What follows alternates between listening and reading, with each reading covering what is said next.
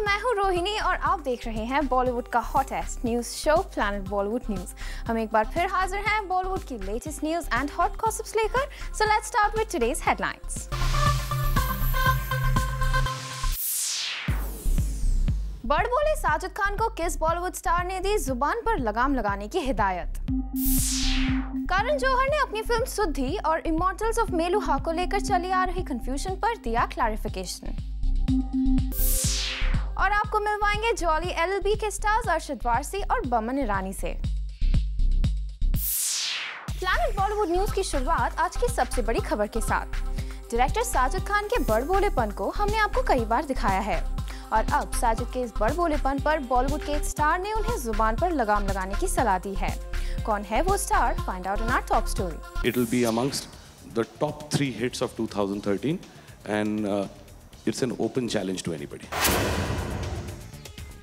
बॉलीवुड में कौन है जो लगा सकता है बड़बोले साजिद की जुबान पर लगाम?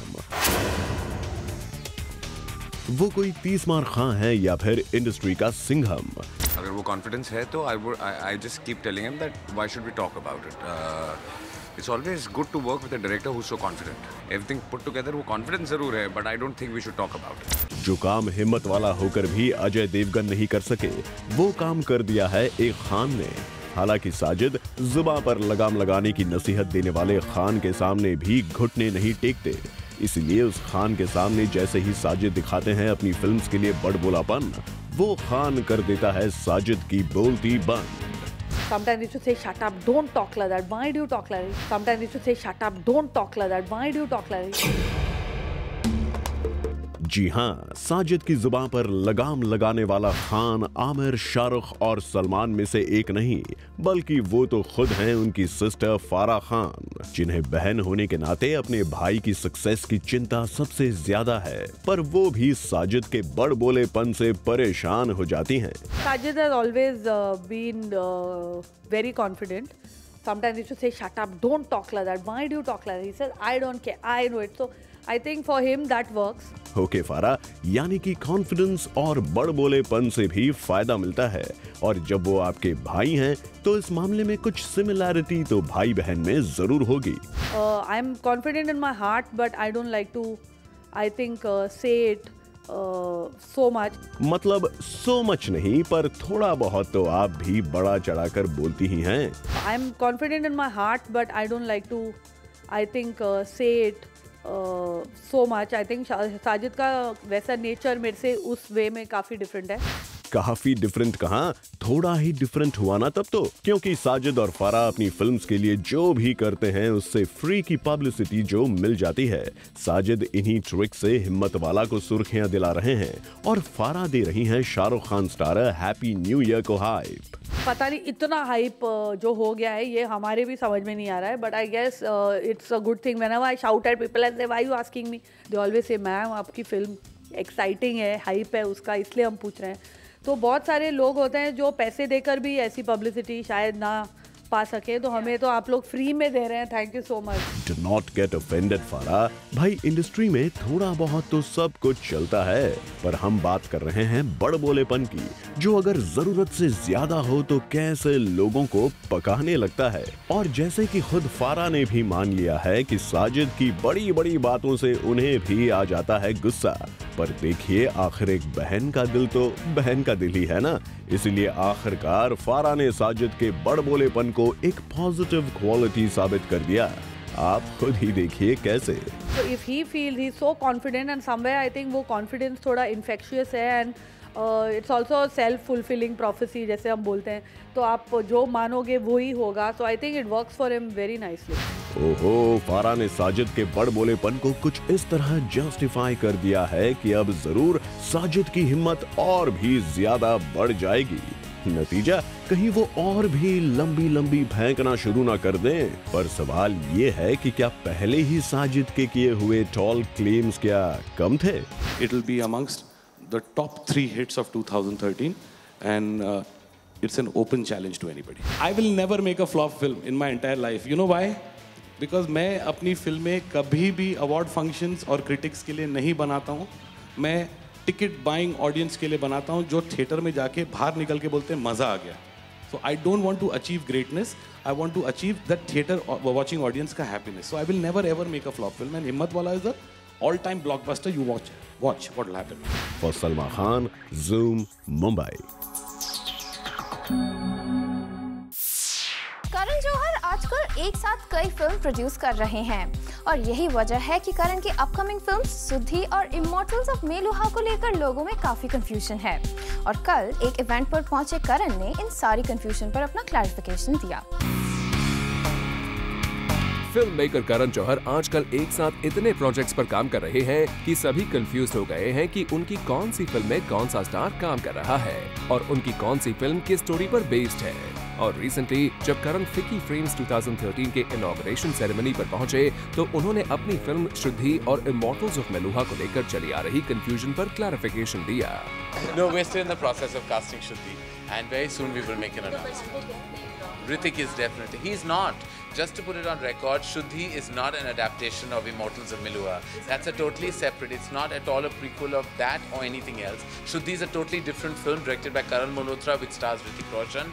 Immortals of Meluha is being created and adapted as we speak. It's being developed and then will be cast only when the screenplay is right. It's two separate films altogether.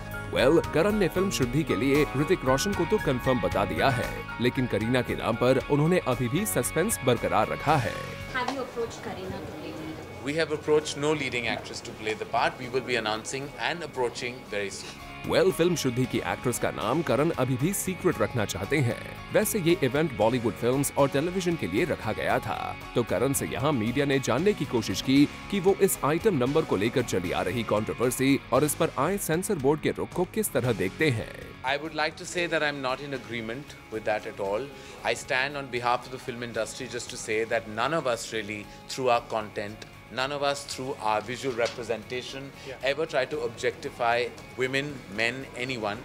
Our intent is entertainment, and I don't think any of us really can be held responsible for the crimes of this country. Well, Karan Johar censor board के नजरिए से बिल्कुल इत्तेफाक नहीं रखते। उनका साफ कहना है कि देश में बढ़ते क्राइम के लिए बॉलीवुड को दोषी नहीं ठहराया जा सकता। साथ ही इस इवेंट से जाते जाते जब करण जौहर से शाहरुख और उनके रिश्ते को लेकर चली आ रही रूमर्स पर एक सवाल पूछा गया तो उनका ये कहना था, I think there's enough said about that, but you don't talk about your family out, at least to the media, and that's what he is. He's my family, and that should answer your question. Well, करण ने यहाँ शाहरुख खान को family member बताकर पिछले कुछ समय से चली आ रही रूमर्स को पूरी तरह से खत्म कर दिया। For Chetna Singh, Zoom, Mumbai. कल शाम हॉलीवुड डायरेक्टर स्टीवन स्पीलबर्ग के ऑनर में रखी गई एक पार्टी जहां कई बॉलीवुड सेलिब्रिटीज आए नजर। Take a look.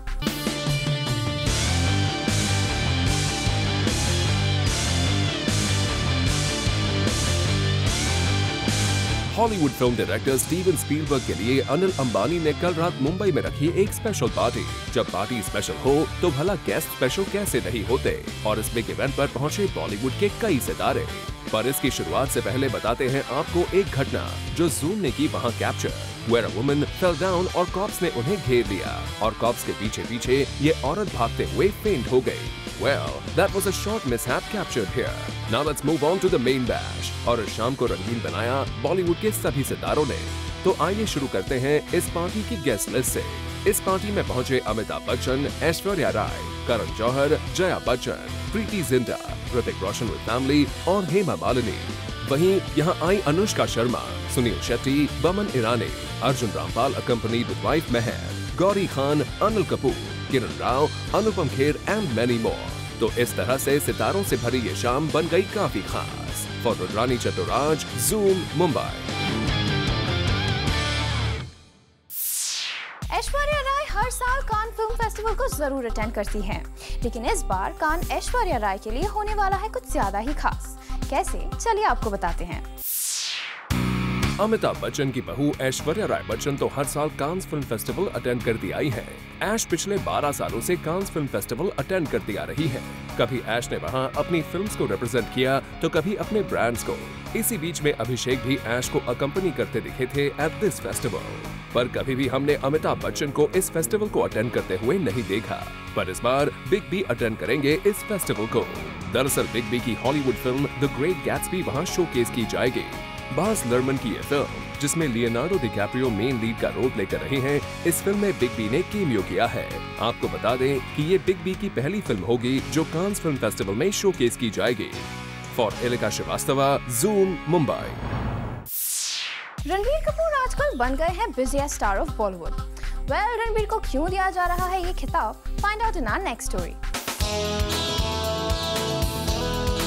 Ranbir Kapoor आजकल हैं काफी बिजी। रणबीर बन गए हैं बॉलीवुड के बिजीएस्ट स्टार, इसलिए अब वो उनकी फिल्म के सेट्स पर ही दूसरे डायरेक्टर्स को बुलाकर अपनी दूसरी फिल्म्स के काम करवा लेते हैं। चलिए आपको बताते हैं डिटेल में कि आखिर माजरा क्या है।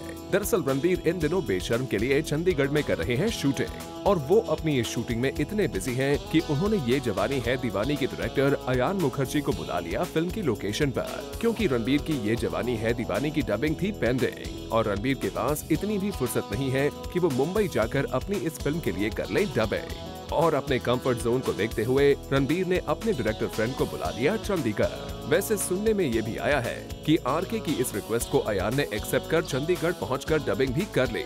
रणबीर का ये starry gesture was a bit unexpected. लगता है बेशर्मगिरी में रणबीर इतने खोए हुए हैं कि बेशर्म बनकर ही अपने डायरेक्टर्स को लगा दिया है ऑन ड्यूटी पर।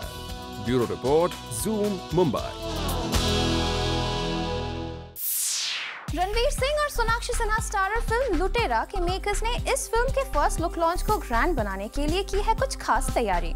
इन तैयारियों की डिटेल्स देखिए in our next story.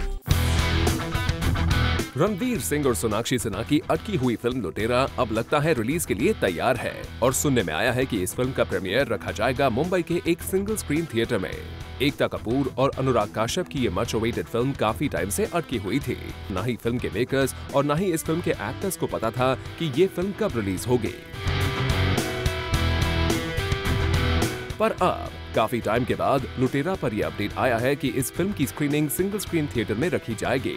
Bollywood की लास्ट फिल्म जिसका प्रीमियर सिंगल स्क्रीन थिएटर में रखा गया था वो हम आपके हैं कौन थी, जिसके बाद कोई भी फिल्म का प्रीमियर सिंगल स्क्रीन्स में नहीं रखा गया है। क्योंकि लुटेरा फिल्म 50 से इंस्पायर्ड है, तो फिल्म के मेकर्स ने इसे सिंगल स्क्रीन थिएटर में लॉन्च करने का डिसीजन लिया है। For Elika Srivastava, Zoom, Mumbai. Planet Bollywood news में फिलहाल वक्त है एक छोटे से ब्रेक का। ब्रेक के बाद आपको मिलवाएंगे जॉली एलएलबी के स्टार्स अरशद वारसी और बमन ईरानी से।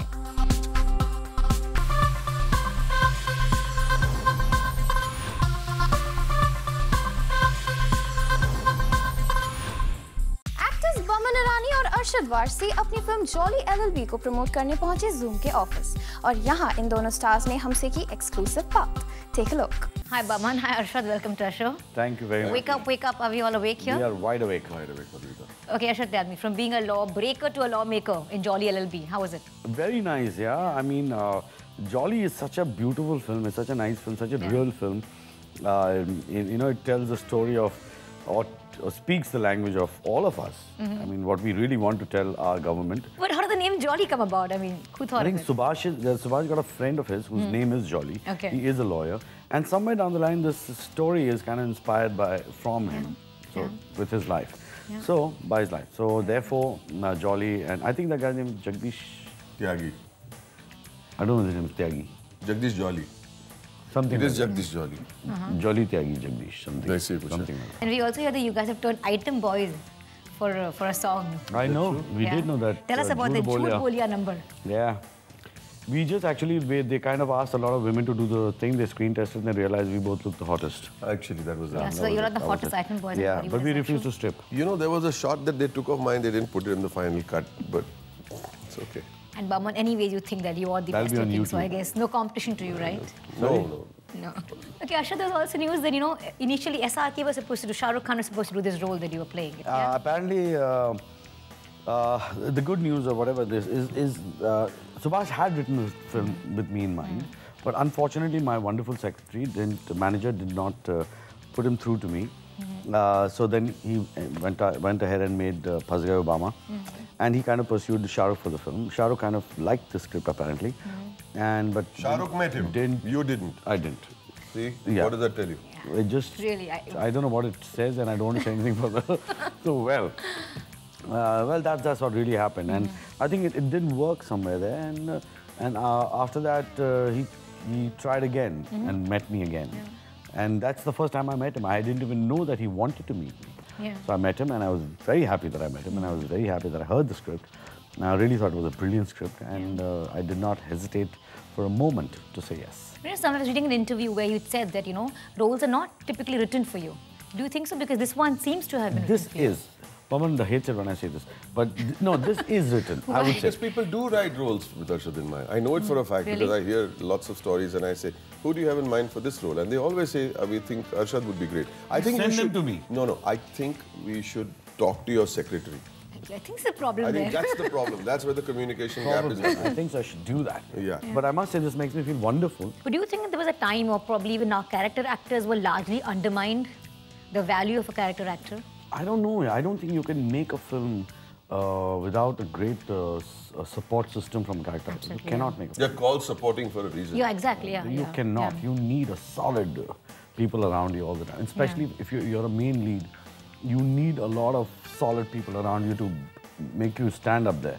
And invariably, it is the supporting cast that carries the film. Right. I think also in the mid 80s and the early 90s, I don't think cinema in India was great. It was the video invasion. People were not making great films. There weren't great characters to begin with. Yeah. When cinema improves, the roles of the character artists will also improve. So now the Munna Bhai series is back, finally the third part. How does it feel? Next question. I'm sorry. No, I don't know. It feels good. What do you think? The day Raju finds out how, we'll also let you know. We'll also let you know. It's a very yes, no situation. Okay. But it's finally announced. The part 3 is already announced. And you know something? It is like every year starts. 4 years. Yeah, we've been hearing about it every year it gets announced, and that's what happens.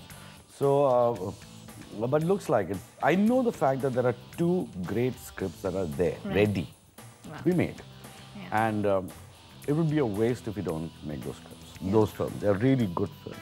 So yeah, I think, and why wouldn't, I personally feel it's an obligation to the public. Absolutely.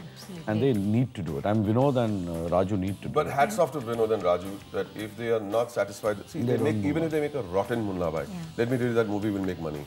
Yeah. In the first week, it's going to make money just by virtue of the release.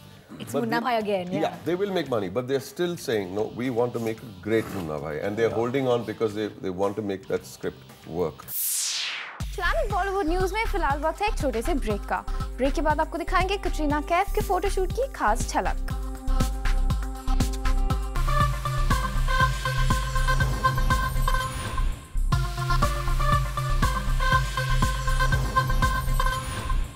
Indian youth की pulse जानने के लिए आपका favourite channel zoom लेकर आया है zoom pulse. बस आप हमारे फेसबुक पेज www.facebook.com/zoomtv पर आइए और हिस्सा लीजिए एक इंटरेस्टिंग पोल जूम पल्स में। रिसेंटली जूम पल्स के ऑनलाइन पोल का सवाल था who do you think is the most underrated actress in Bollywood, और इस पोल में सबसे ज्यादा 61% वोट्स के साथ अमृता राव रही नंबर 1 की पोजीशन पर, वहीं 29% वोट्स के साथ एक्ट्रेस कोंकणा सेन शर्मा रही सेकंड पोजीशन पर, और 10% वोट्स के साथ तबू रही थर्ड पोजीशन पर। अगर आप भी इस पोल का हिस्सा बनना चाहते हैं तो लॉग इन कीजिए www.facebook.com/zoomtv पर और हिस्सा लीजिए इस वीक के पोल में। The Fashion Design Council of India presents the 21st edition of the Wills Lifestyle India Fashion Week Autumn Winter 2013 is back and will kickstart on 13th March 2013. So all the people who love style and fashion, be there to witness the ultimate Indian fashion trade event. With this, it's a wrap. Planet Bollywood news में कल हम फिर लौटेंगे लेकर बॉलीवुड की और भी latest news and gossips. Till then keep watching Zoom, India's number 1 Bollywood channel.